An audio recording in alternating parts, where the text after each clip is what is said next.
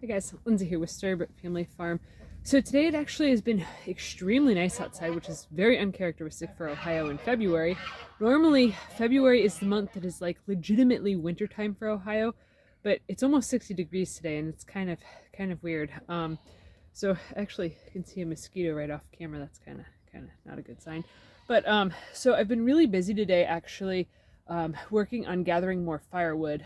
So I had about a month or so ago, I had thrown down a whole bunch of firewood from the hill in the woods and stuff that was all stuff that was going to be good for this winter to burn. So I rearranged the wood pile so everything that was already dry and season that was over in this area here is now pushed back further so that way it is, more organized and stuff. And then everything that I cut up today, which is all of this here, I set it towards the front here so then that way the sun can hit it through the shed, and then airflow can get through to help dry it more, because shortly after I cut all of it, which I just bucked it down to size so that way it was small enough that I could like pick it up and throw it down the hill. So it was like in like 4 foot, 5 foot sections, stuff like that. So once I had done that, I had thrown it down the hill, and then that's when we had the massive amount of rain. It just kept raining and raining and raining and raining, and then eventually it ended up snowing a whole bunch, and then that melted, and then we got a bunch more rain. So it's pretty much waterlogged now, even though it's already like dried and seasoned, but it's really, really wet now. So I got that all taken care of and shoved back in the shed. I do still have a little bit more to do of the stuff that I had thrown down. Like there's just some smaller around stuff, smaller diameter stuff. And then I have a couple of logs here that are bigger that I need to cut down further.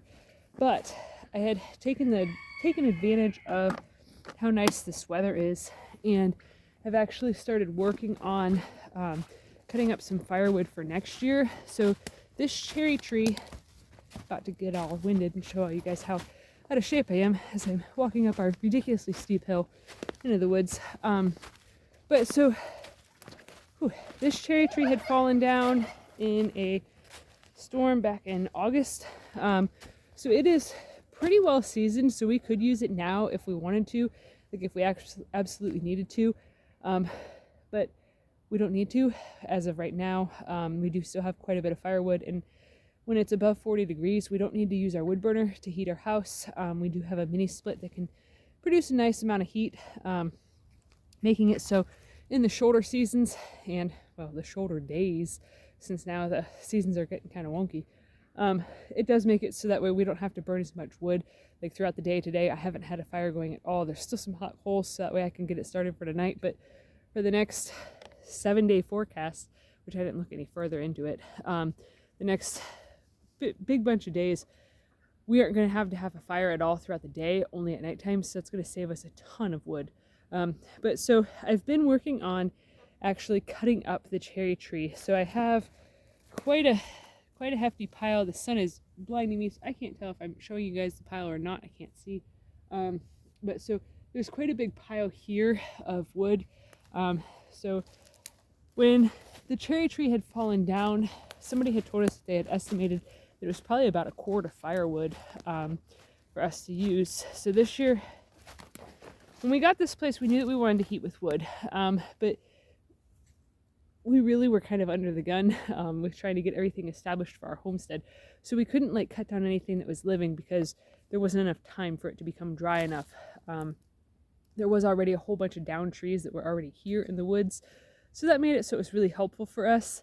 But yeah, last year, I don't want to do what I had to do last year. Like last summer, we were in a heat wave of like 90 plus degrees. And I was up here in the woods trying to cut more firewood and forage more firewood and find more firewood. So that way we wouldn't freeze to death in the wintertime. And I don't really want to do that again this year. Like that was so stinking intense, like coming up here, sweating myself off like crazy and everything, and just like it was so much grunt work just to try to get it so that way we had enough heat, like enough wood to heat our house and stuff. Because we also, like we had asked quite a few people like how much wood we would need to heat our house. One person had told us 1.5 quarts of wood. Thank God we did not listen to them. One of our friends, he had come and helped us cut some of the really big stuff that was already down here that we had no capability of doing. And he had said that, to get as much, just keep gathering as much as you possibly could so that way you could figure out like what you're going to need and stuff. And I am so glad that he had told us that, because of the fact that like we got probably about 3 cords of wood. And if this winter was one that stayed like consistently cold, we'd be screwed. Honestly, like we'd be screwed. We would not have enough. But since it has been like unseasonably warm throughout the wintertime, like granted we did have a really big cold snap, but that's pretty much been all the winter weather that we've had. So since it has been uncharacteristically warm, we are actually pretty good on firewood. So I'm planning on trying to gather up enough to have like 4 cords of wood going into the winter next year, just in case if it is one winter that actually stays cold like it's supposed to. It is kind of weird for me this year because I do enjoy tapping maple trees for syrup, and this year I can't. Like, not that I don't have the time or the energy, the ambition, the season's messed up.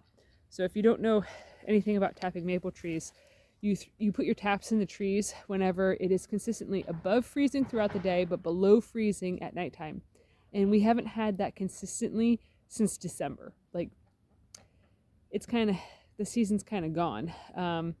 Normally it's like February through March is when the maple syrup season is in Ohio, and it is not going to be that way this year. So I had noticed, at least where we are at, like other places in Ohio, you might be cool to still tap trees. I'm not sure, but for us, all of our maple trees, they're already like developing flower buds. So that way they can make the little helicopters. They're getting leaf buds. They're already like waking up for spring. A lot of the songbirds have actually come back already. About a week and a half ago, all the starlings had migrated back. So they've been in the field across the road trying to look for feed. So I haven't been able to put a bird feeder out because of the fact that there's probably it's like a flock of like 1,000 or 2,000 birds, and I don't want to basically put out like 50 pounds of bird seed a day just to feed them when they can be kind of invasive. But yeah, everything is pretty much waking up as if it was springtime, so it's kind of really nice to actually be able to get such a big jump on next year's firewood supply. So I do still have the tree that fell down before the winter storm happened.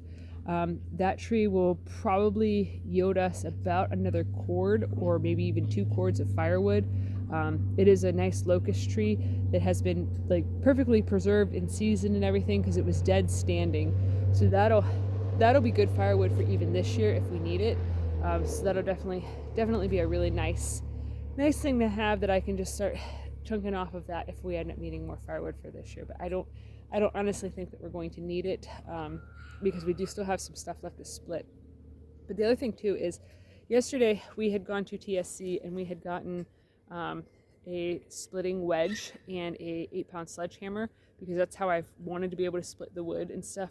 How it's been now, our son, he's 16, he volunteered to split all the firewood with using a splitting axe. That's what he decided to buy for himself. We have use of a log splitter, but he didn't want to do it for some reason, so I don't know. But so we ended up buying him an early Easter present of a splitting maul, so that way it's a heavier splitting maul, because some of the really big stuff around has been pretty much a nightmare for him to split. So that'll definitely make things easier. And then with having the wedge, it makes it so that way it's easier for me to split, so I don't have so much energy going into hitting multiple different spots of the log. I can just hold the wedge in place, beat the snot out of it, so then that way it sinks down in, and then I can really nail on stuff, and then things split apart easier. So it's definitely more ergonomic for me, and it's less effort for me. So, but he doesn't like doing it that way, so whatever. More power to him. But so I'm gonna get busy and try to get a little bit more of this cherry tree cut up. I'm hoping that I can get to the crotch area up there done today before Tracy gets home from work, so that way I can have, a big, massive amount of this done. Because once I get to that crotch point, then there's probably about 20 feet left, and I'm not quite sure if my little 12-inch bar chainsaw is going to be able to cut into up further. So I want to try to get as far as I can, so then that way if my dad or somebody comes out with a bigger chainsaw, then I can just be like, hey, can you hit this real quick, just to make it simpler. But so if you're enjoying our content, please give this video a thumbs up, share it with your friends on social media, and if you haven't already, please subscribe to help us grow. We'd greatly appreciate it. All right, thanks for watching. Have a good one, guys.